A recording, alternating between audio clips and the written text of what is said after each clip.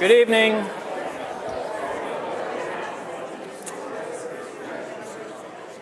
Welcome to the annual Trout Lecture of Montana State University Library. My name is Kenning Arlich, and I'm the Dean of the MSU Library. I want to give a big thank you to the Museum of the Rockies for hosting, and thank you to Montana PBS for live streaming this event for the first time in its history.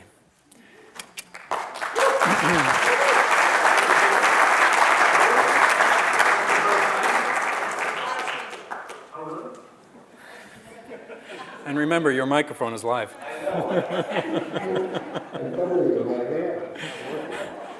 It would help if you just didn't talk until you got up here.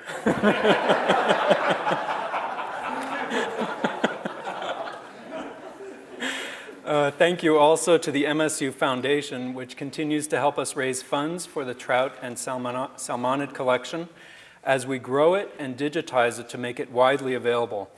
Our development officer, Jane Howard, is in the audience. Jane, give a wave. There you are.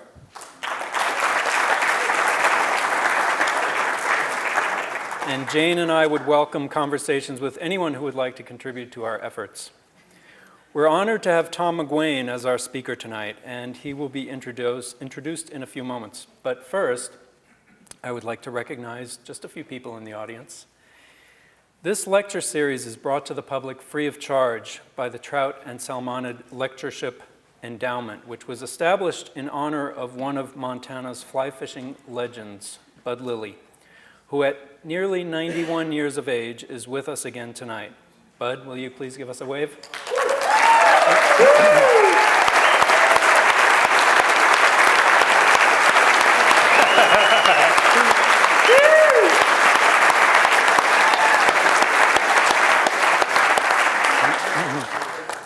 Bud continues to be a strong supporter of the library's trout and salmonid collection, which was founded 20 years ago.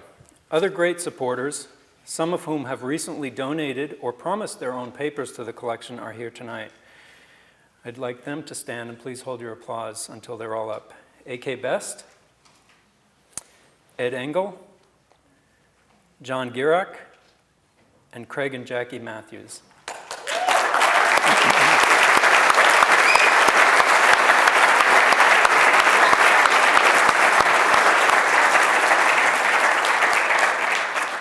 Thank you. And now, to introduce our speaker for the evening, please welcome Dr. Chris Kearns, MSU's Vice President for Student Success and an avid fisherman himself.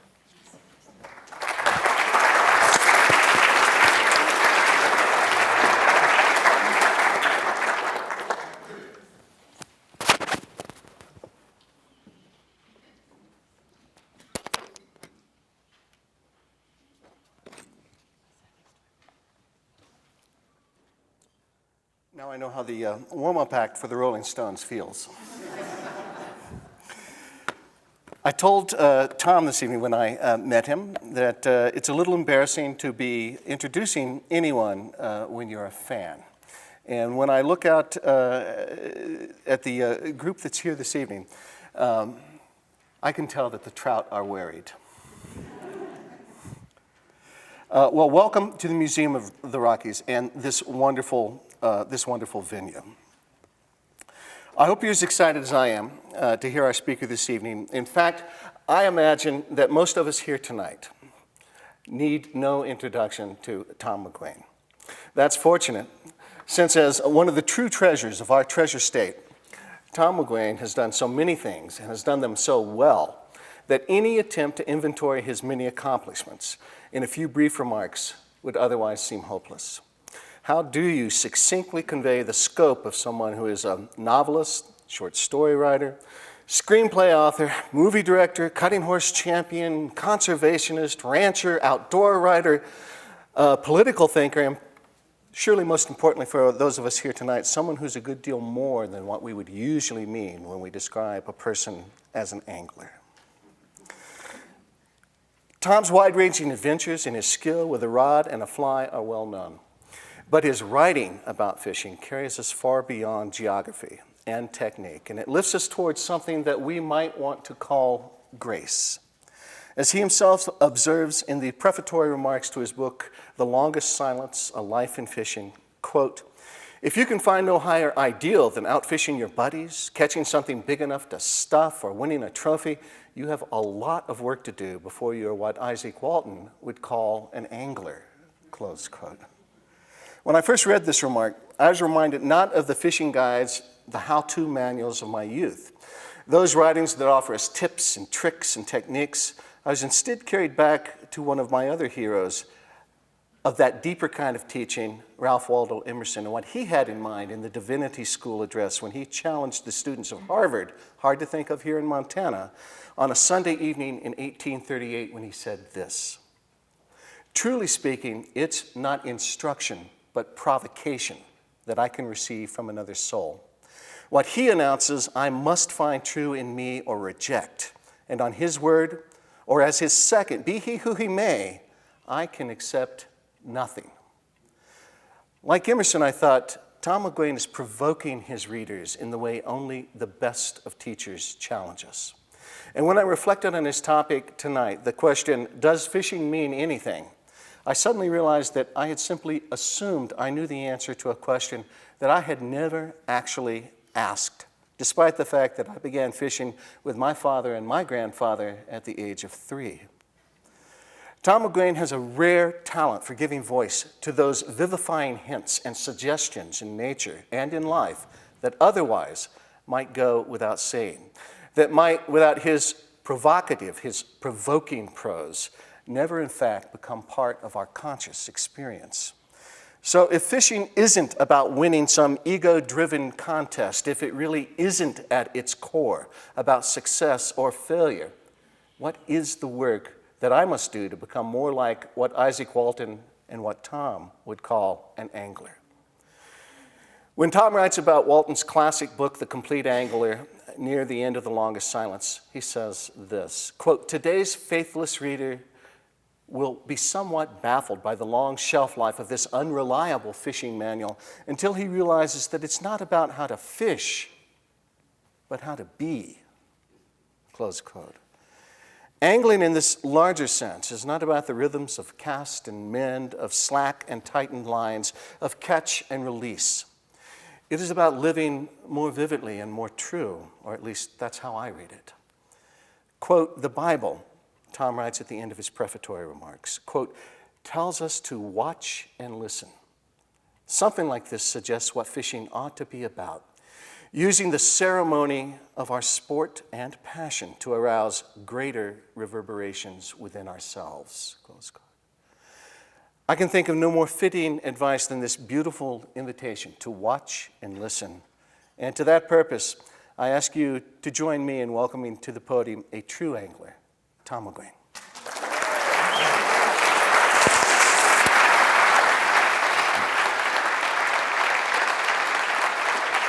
Thank you. Thank you. Well, I really ought to just leave it at that.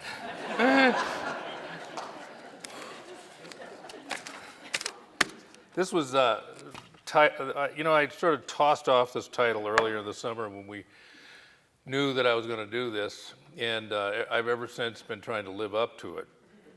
I said, my wife asked me what the title of the talk was, and I said, "Does fishing mean anything?" And she said, "Do you know the answer?" I pretty well stonewalled her on that one. I heard yesterday somebody said, yes, fishing means something, but it's a secret. And it may remain that way. But let me tell you how I got thinking about this. A couple of years ago, we had some of the Iraqi and Afghanistan soldiers who were variously physically and psychologically damaged, and they were visiting in our area. And I talked to some of the people who were leading them around. They had docents and doctors and all sorts of people kind of keeping them whole for this experience of learning to be trout fishermen. And I thought, this is a little far-fetched. We're going to give them a hobby and sort out their problems. It just didn't seem like a great idea, and yet I kept hearing that it was kind of working. So I thought, well, I'd like to find out a little bit more about that. And so I talked to some of my friends who'd had similar experiences. Many of you probably know Craig Fellon over in Wise River. He was a Marine in Vietnam, had a lot of firefights. He made me really understand what firefights were like. He said, you can't believe the level of noise. He said it's all-encompassing, inescapable noise. And when you're not doing that, you're lying out like a tiger trying to assassinate somebody. At one point, they were bivouacking and digging in, and the Viet Cong had found an abandoned Catholic church, and they climbed up to the top of the steeple, and they saw where everybody went. And they bombarded them all night long. And when Craig got up in the morning, some of his friends were gone. He said at that point he felt enveloped by an inescapable sadness, and that everything that he had loved as a boy before he went to Vietnam was gone. He came back, got out of the Army, received the customary shameful reception that Vietnam vets got, and he went up to the Missoula area and he started fishing Lolo Creek. He caught every single fish in Lolo Creek. He watched a guy, an old man, coming down the creek with a creel with trout tails sticking out of it, and he said, "Can I look in there?" When he opened the creel, he knew where every single fish in that creel lived. But he said it was the beginning of an aperture for him to see his way back to the life he'd had before Vietnam. And from that point on, he rediscovered his love of life, his love of nature. But without fishing, he says he didn't think he could have ever gotten there. Then I talked to Lefty Cray. I think all of you know who Lefty Cray is. Lefty was a poor boy, was a ward of the town that he grew up in. They'd buy him clothes at Christmas and increase his humiliation by putting him on the front of the newspaper. So he joined the Army, and he went almost immediately to the Battle of the Bulge. He was in unending firefights. He was instructed to go up and wipe out a Nazi machine gun nest, which he did, but they were all kids running the machine guns. He came back pretty psychologically beat up, and they put him in, thought he was going on from there to Japan, but the war there was over. So Lefty went into a biological warfare center, and he tended a 7-story column of liquid which was distilling anthrax. And in his famous casting arm, he got anthrax, and it turned black. And Lefty said, "I've got to do something." And he went fishing. And through fishing, he crawled his way back into a fantastic life. Glenn Brackett came to the house one day, and he brought Doug Merrick, the great rod builder from the Winston Rod Company. And Doug was very old at the time, pretty decrepit. And do you remember this? Put him out in a sandy spot in the river where he'd be secure. And I looked over and I thought, gee, he looks so contented. He's in the river. His casting stroke was as lovely as ever. But not all that many decades before, he'd been on top of a Nazi freight train, warding off Allied strafing. When he came back, he had a long way to dig out, and he dug out through angling. So it's not just a hobby. It's more than that. And all of us who fish a lot, we don't want anybody to call it a sport or a hobby or an art. We don't know what to call it. We're working on, it's a calling, like the priesthood. So anyway, that's sort of the downside of why I wanted to really think about, could it mean something more than we have acknowledged? Because, you know, when I saw those guys from Iraq and Afghanistan staring at the Boulder Road looking for IEDs, and looking at the ridge tops for snipers, I thought, man, they've got a long way to go. I don't know you can get them out of this with a fly rod. But it seems to work. Let me see. Let me look at some of my notes, because at my age, you have short-term memory loss. I was going to tell a silly joke about that. I was going to burst into laughter. I was going to say, that's no laughing matter. I was going to burst into laughter. And then, well, I maybe promised not to say this. And then I was going to say, I can't remember what I'm laughing at.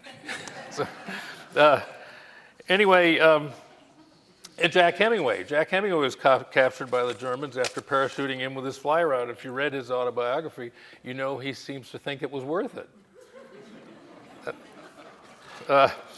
So my father and my grandfather were fly fishermen.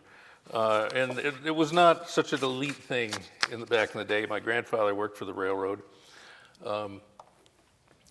And I really looked up to both of them. I looked up to my father, and we had a great sort of family friend, my so-called Uncle Ben, who was my father's fishing companion.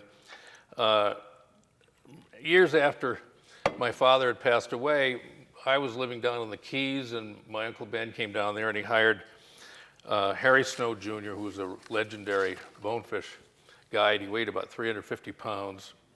And you could always tell where Harry Snow had been fishing because you see all the Diet Coke cans in the mangroves.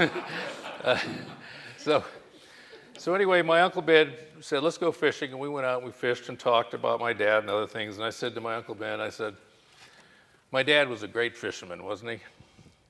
And there was a long pause, and my Uncle Ben said, no, Tommy, he wasn't.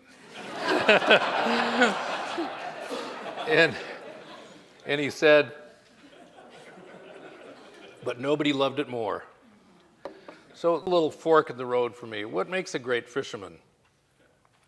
Loving it more, seeing more in it, finding more that attaches you to the great themes of life and nature?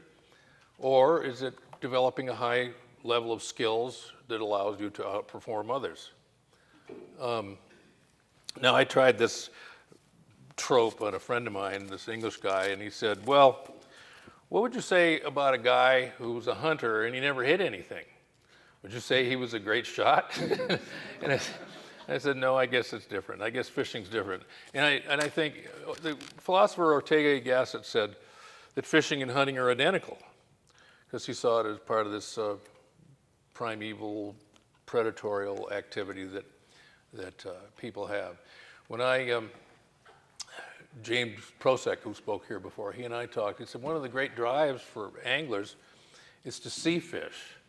We're very frustrated to say in a long fight with a fish if we never get it up to where we can see it. And once we've seen it, we're there. And I think most of us from the time we were children wanted to pick them up or look at them and see what they were, because they're emblematic of the perfection of nature. E.O. Wilson got the same bang out of ants, and they led him to one of the highest views, understandings of the universe that we know of. So that's my father. He wasn't a great fisherman. What else? What makes people fish? Nat Reed spoke here a while ago, and I asked Nat, I said, why are you so committed to fishing? What made you spend your life fishing? And he said, well, when I was a kid, at Christmas time, friends of our family sent us a salmon that had just been caught for Christmas dinner. And he said, I couldn't believe my eyes.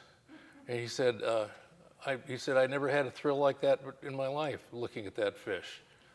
And he said, I just wanted to keep trying to look at them wherever they were. So I took to fishing early on. Not everybody does. Not everybody who loves fishing does. But I crawled to the edge of my aunt's yard in western Massachusetts, and she had a little stream that ran through there. It had a little pool, and I crawled up to it. I was about 4 years old, and there were brook trout swimming around in there. And I had apparently an epileptic seizure. And my mother carried me to the house, and they tried to decide whether they need to get medical help for me, but I was just pretty overwhelmed. And I thought, well, that's kind of crazy, and maybe that describes why I behaved in certain ways later in life. But then I read the great Russian writer on fishing and hunting subjects, Sergei Aksakov, and he also suffered a seizure at first seeing a salmonid. Oh, I felt absolved. So I want to just read a couple little things, very short, and then we'll go back to kind of chatting about this. There's always been an attempt to concentrate experience, often to the point that the experience is elusive. This has happened to fishing, which ought, in general, to be slow, difficult, and personal. Commercial entities promising bonanzas are really offering to pelletize the experience of fishing. Not long ago, I watched a YouTube of a new fishing technique which combined using a long, soft rod to sling an array of tungsten nymphs upstream of holding water where the apparatus would dredge its way downstream to be picked up and slung again. The demonstrator cried out, "I've already got 15 out of this hole." That doesn't strike me as a spiritual experience. I grew up fishing the rivers of northern Michigan, the Pere Marquette, the Pine, the Boardman, the Black, the Pigeon, and I still love to say those names. Under the instruction I got from my elders, one did not use lead in any form.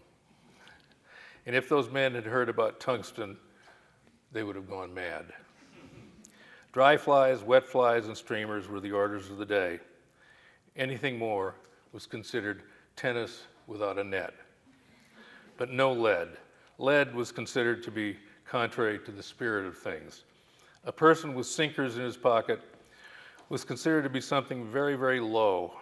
Perhaps, in the words of my Uncle Ben, who had a great turn of phrase, a booger-eating moron.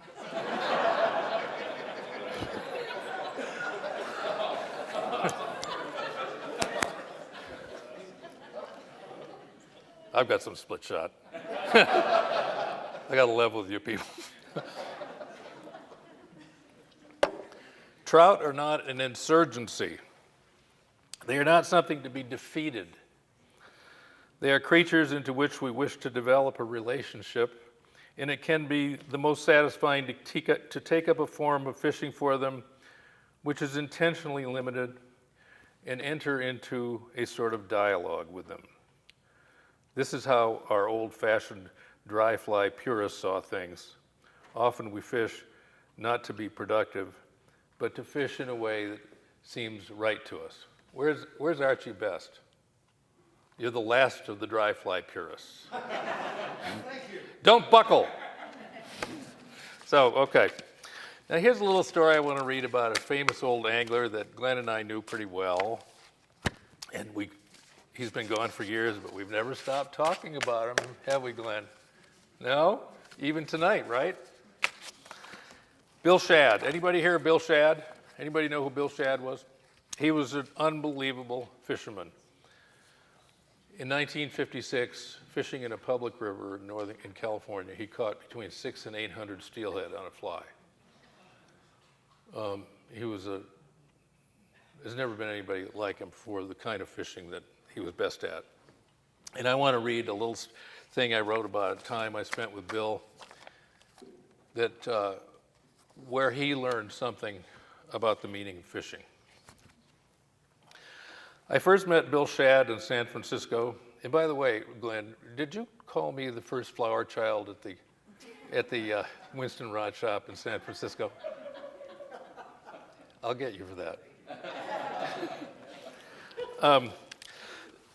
I first met Bill Shad in San Francisco, his hometown, in the 60s.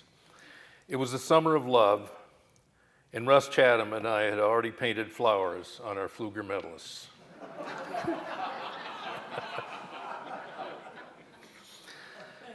Bill was one of the greatest anglers who ever lived.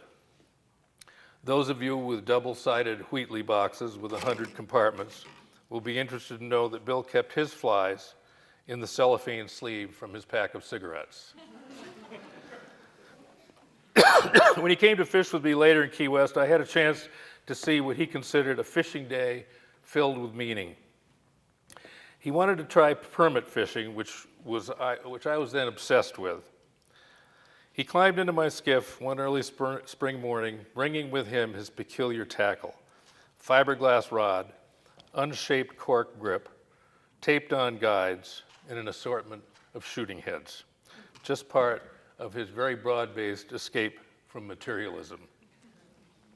We ran straight from Key West, and I pulled Bill around behind Woman Key. I found one tailing fish. Bill raised his rod at about 70 feet, and the permit flushed. Bill turned to look at me and said, "Huh?" Time to move. I ran to the northwest where I had a favorite finger flat, long, narrow, covered with crunchy staghorn coral. The tide was falling obliquely across it. We had the light and the conditions seemed ideal. We found tailing permit from one end of the flat to the other. But Bill had perhaps 30 good shots, firing shooting heads with pinpoint accuracy. The permit swam right over the top of his fly, looking for something better. Finally, as Bill threw down his rod in the bottom of the skiff, I was able to hear his famous booming voice at first hand. "These goddamn things are not game fish."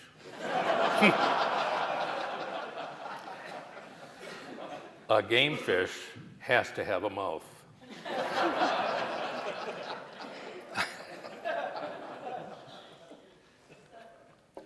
I didn't know what to do. We lost the tide, the fish were gone.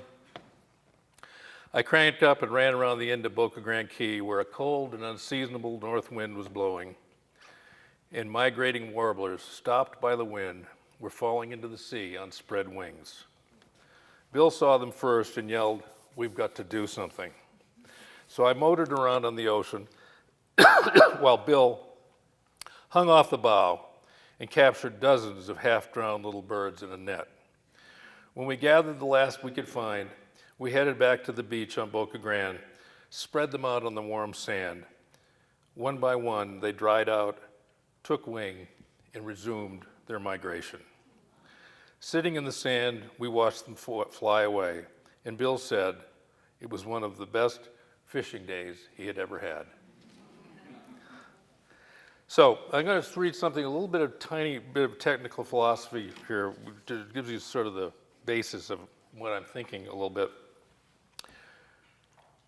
And it comes from the word fun, because Bill died some years after that, surrounded by friends, and one of the, maybe the last thing he said was, "I can't believe how much fun I've had." So there's that word fun, right? In this little chase that we're involved in here.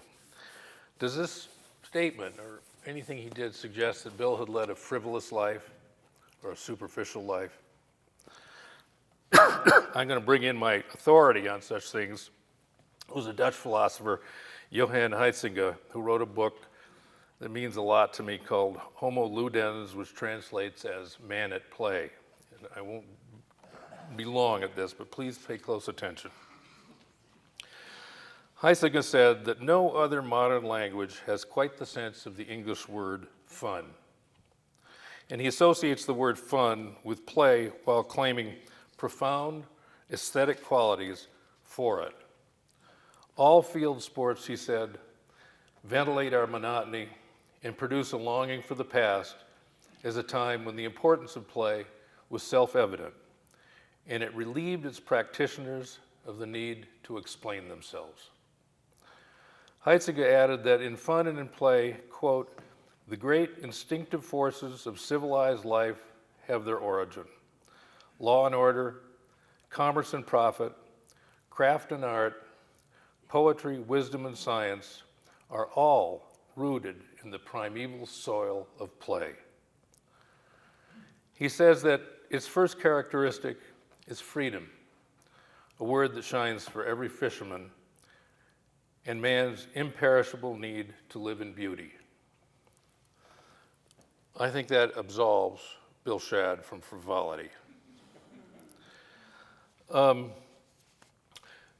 We could start by understanding where we fish. We could learn from American Indians who did not view rivers the same way we do, that is, as boundaries. like the Ohio River dividing slave from non-slave states, the east-west division of the Missouri, the Rio Grande that divides Mexico from the United States. Indians thought in terms of watersheds, in which the river was but one component, and they viewed different sections of rivers as other entities in themselves, almost what we would call beats.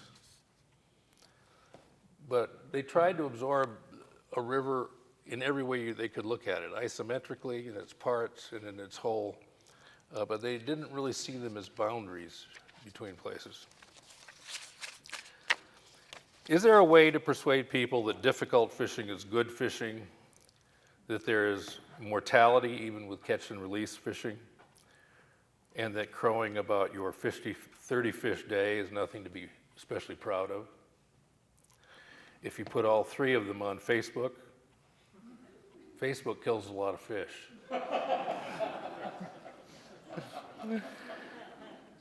Mature anglers are concerned with the well-being of fish generally, not just where they pursue them, but anywhere they live. Otherwise, it's a greedy crowd poised to move on if the fishing declines. You hear that the most essential piece of equipment an American fly fisherman can own is a passport. Abandoning home waters because you can spend more and fly farther is a pretty low idea. We had an impressive group of anglers here in Bozeman, maybe we still do, whose passion was downtown browns. Does anybody know about this little phenomenon? A lot of them were fishing guides. Their quest was to catch big fish inside the city limits. I think this is serious glory. I once saw Fish and Wildlife shocking a small stream around the Walmart parking lot and was surprised at the number of flourishing salmonids. I imagine tiptoeing around the pavement with a 3-weight and a 6-foot leader. Might be fun. I have more admiration for the skill of catching an 18-inch brown in downtown Bozeman than for the herniating browns I actually did catch in Tierra del Fuego.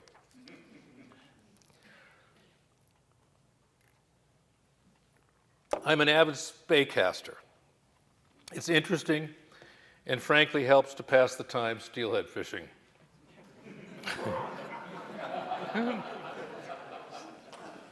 Once on the Bulkley, 2 local steelheaders stopped to visit and asked me if I would like to smoke some dope with them.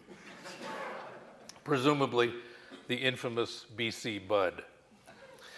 When I politely declined, one of them in his hoodie, his fanny pack, and his get her done baseball cap said, "How in the world can you stand to fish for steelhead, not stoned?"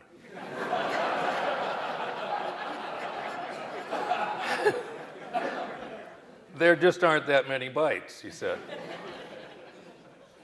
I could have told him that with my 14-foot Berkheimer and 650-grain Skagit head, I was already high on narcissistic spey casting.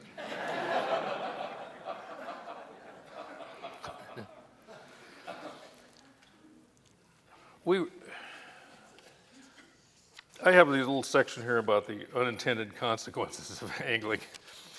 And I'm thinking this time last spring, I was fishing on the west coast of Florida from my skiff, which I leave down there. And I was trying a little place that I hadn't found fish before. This was tarpon fishing. And I staked up on this thing and the fish started coming. And I aerialized a few of them. I had them around, hooked some, had some long runs and ping-offs. And, but it was pretty exciting, and I thought, you know, I need to share this news with my friends who are fishing in other parts of Pine Island Sound and are not seeing any fish. So I texted all of them. I told them about the running fish, the running tarpon, the tarpon around the boat, the tarpon in the air, the small tarpon I actually landed. And I sent these all out, and unfortunately, autocorrect changed the word tarpon to tampon.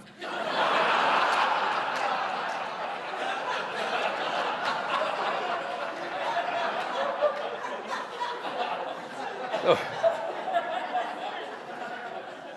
I don't have to flesh that concept out for you, but running tampons around the boat,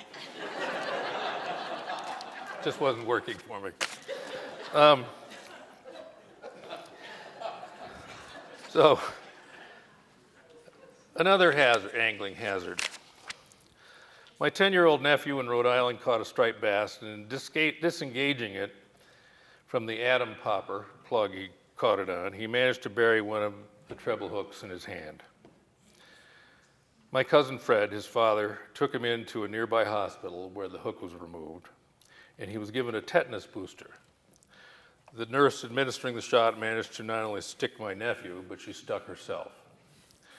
This triggered the AIDS protocol, and my nephew was taken to another room to be grilled about his sex habits and intravenous drug use. After this, the confused little boy was anxious to get back to fishing. But with a reinforced view, there's something really wrong with adults. So with respect to our theme tonight, he'll be looking for the meaning of fishing elsewhere.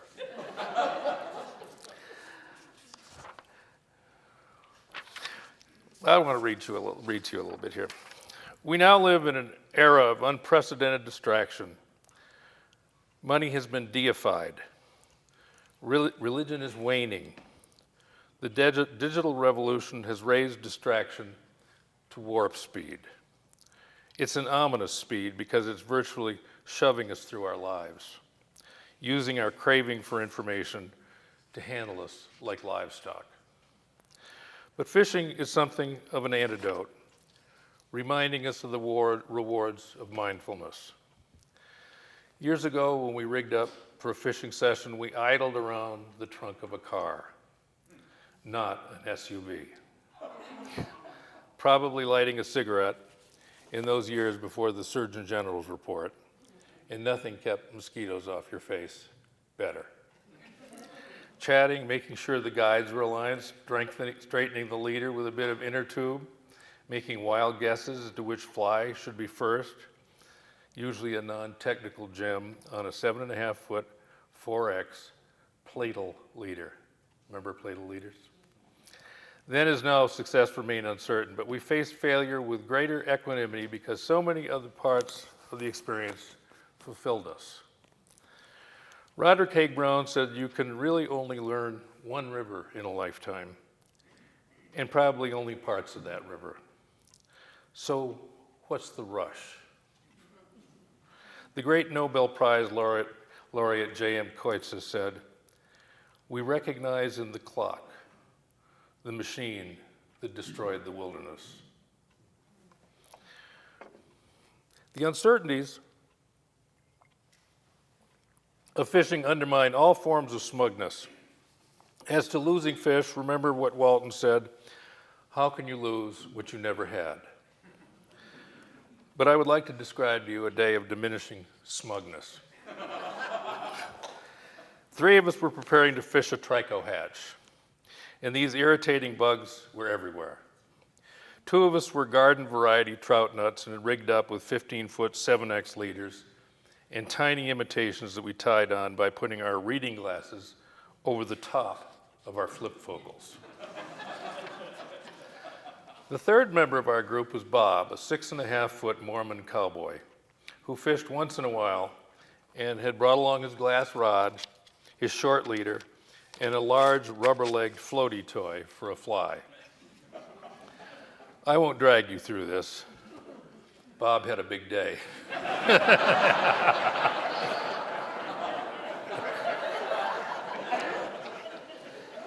We had tough going. Our knots could have been better, but so what? We didn't fool any fish. Maybe something more impressionistic in the fly department instead of our literal offerings. But because Bob is a cowboy, he made no secret of his triumph over a couple of effete fuss budgets.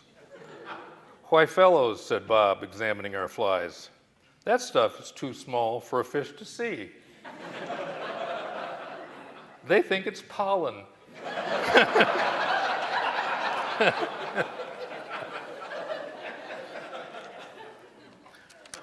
For streamside entomologists, this was below the belt.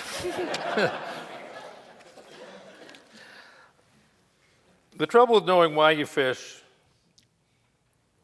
is that you may find there are others who you don't want to fish with. The nature-driven spiritualist does well to avoid the numbers guy. A friend of mine was polling a famous tarpon fisherman when he spotted a rare and beautiful wading bird. When he pointed it out to the renowned angler, he was told, "That is a bird. That is not a tarpon. Let's start paying attention." I made the mistake of telling this story to one of the new breed of Keys guides, the kind in board shorts, making gang signs behind the permit he just landed. He agreed that it would have been wrong to look at that bird.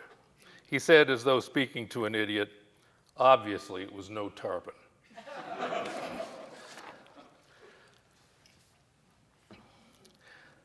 You know, anywhere you're near a university, you want to have all your PC lights, up so you don't do anything stupid. But I wanted to talk about women in fishing just a little bit.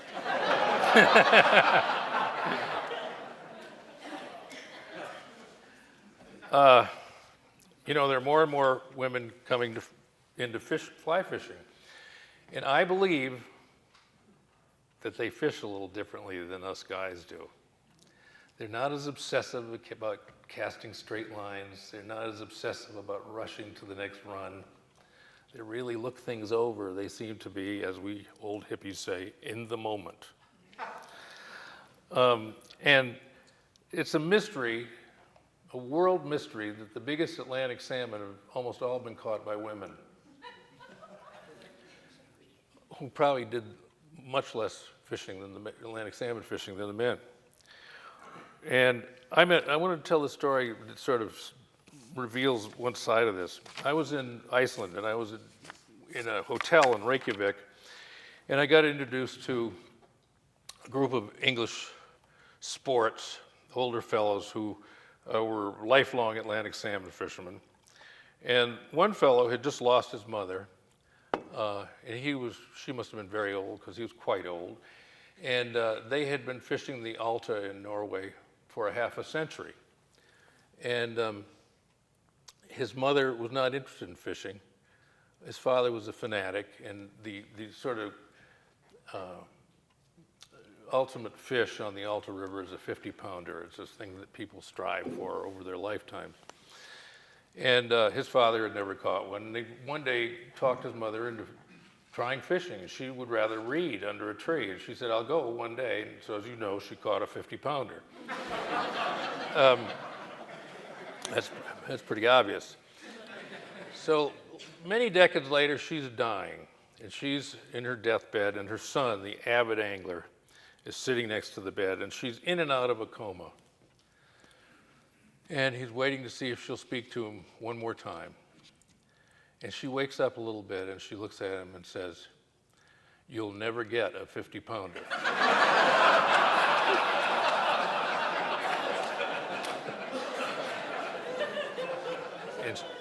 And she died.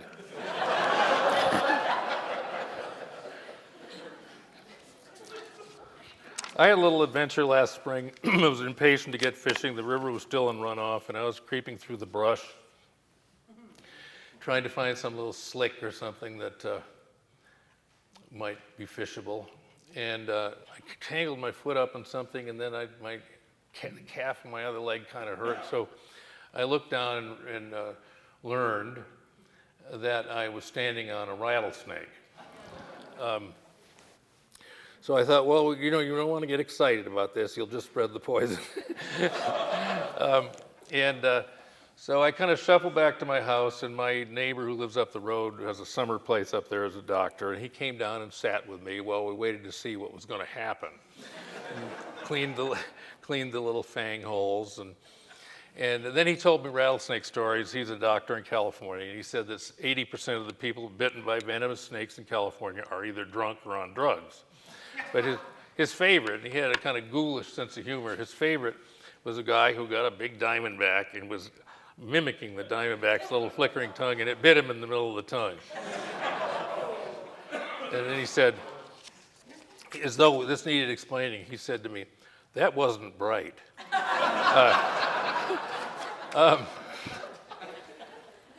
So anyway, we lay around there for about an hour, and he said, "Well, you're lucky it was a dry strike." At which point, my wife came in, the raging Cajun, and I said, told her everything had happened, turned out well, and she wanted to go back to the beginning. "You were standing on a rattlesnake." And I said, "Yes, that's correct." And she said, "Get a hearing aid."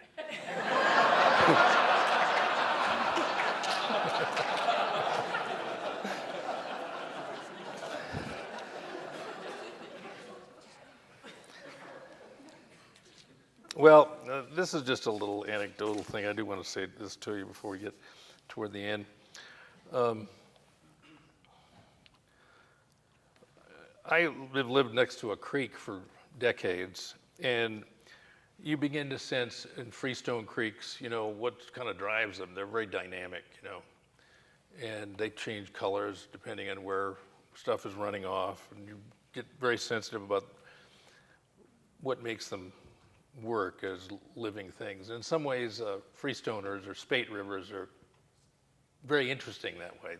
You can get very caught up in their dynamism. And last winter, I heard this tremendous rumbling sound in the woods up above my house. It sounded literally like a locomotive was coming toward the house. And I went down to the edge of the yard, and this mass of ice, which is probably 7 or 8 feet high and about 40 or 50 feet long, came rumbling down the river, turning it into a brown, kind of creamy looking suds that just went all the way down. And it was so unusual. So I called a friend of mine who lives almost next door, but actually lives in California. And he said, "What's it going to do to the fishing?" And I thought, well, maybe there's more to it than that. And so I thought, I made a couple of notes to myself, and it has to do with this. Montana is a snow-driven ecosystem, long story short. And if you stand in a freestone river as it changes through the year, it really embeds you profoundly in how or in this case, our biological home place actually operates.